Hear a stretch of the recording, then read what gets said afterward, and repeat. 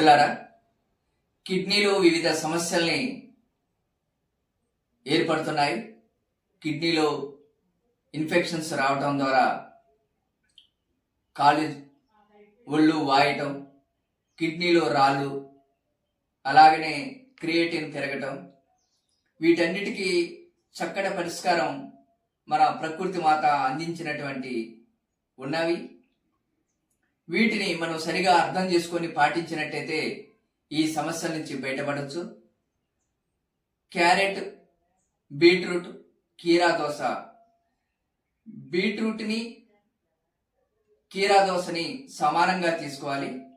క్యారెట్ని ఈ రెండింటికంటే తక్కువగాను తీసుకొని ఈ మూడు కలిపి ఒక జ్యూస్గాను ఉదయం పూట తాగాలి.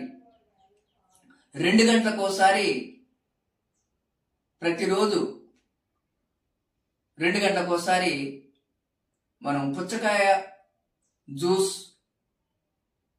దాంట్లో యాపిల్ సగం భాగాన్ని, అంటే పుచ్చకాయ ఎంత తీసుకుంటామో అంతకంటే సగాన్ని తగ్గించి యాపిల్ జ్యూస్ని, ఆ 2 జ్యూస్లో కొబ్బరి నీళ్ళని, కొబ్బరి బోండా నీళ్ళని జ్యూస్గా 2 గంటలకోసారి త్రాగాలి. అలాగనే ఉదయం రణపాల ఆకుల జ్యూస్ని, సాయంత్రం కొండపిండి ఆకుల జ్యూస్ని కానీ సూర్ణాన్ని కానీ మనం తాగినట్టయితే, అలాగనే మరొక విషయం, బార్లీ నీళ్ళని, క్రియేటిన్ ఉన్న వాళ్ళకి నీళ్లు తక్కువ తాగాలి అని చెప్తుంటారు. అయితే అలాగనేం కాదు.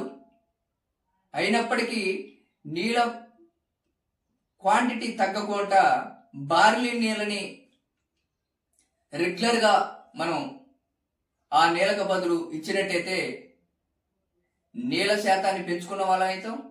బార్లీ నీళ్ళు చక్కటి ఔషధంగా పనిచేస్తుంది. ఇలా మనం ఇలాంటి చికిత్సా మార్గాలను మనం ఎంచుకొని పాటించినట్టయితే కిడ్నీలో ఉన్నటువంటి వివిధ సమస్యలు, క్రియేటిన్కి చక్కటి పరిష్కారం దొరుకుతుంది. ఈ విధంగా మనం ప్రకృతి మాత అందించినటువంటి చికిత్సా మార్గాల్ని అందుకోవాలని కోరుతూ జై గురుదేవ్.